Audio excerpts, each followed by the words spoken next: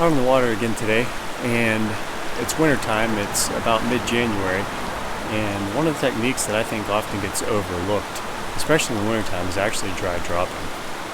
Dry dropping can be extremely effective for fishing, especially in cold winter months.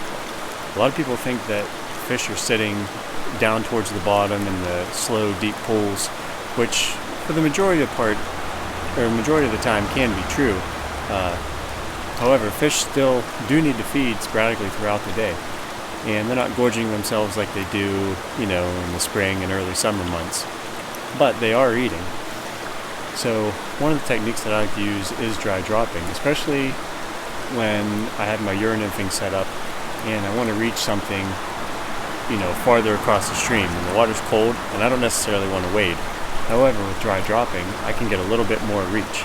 And I am using my urine nymphing leader. I don't change anything. The only thing I change is I put on a dry fly on my tag and a dropper for my nymph. And the way this works is when you cast, you're still casting upstream, and I want my dropper fly to be almost as vertical as possible directly beneath that dry fly.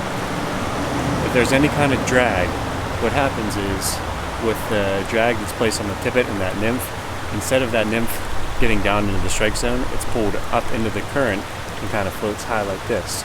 If it's vertical like this, the only thing that has to cut through the water or that surface tension is your actual tippet.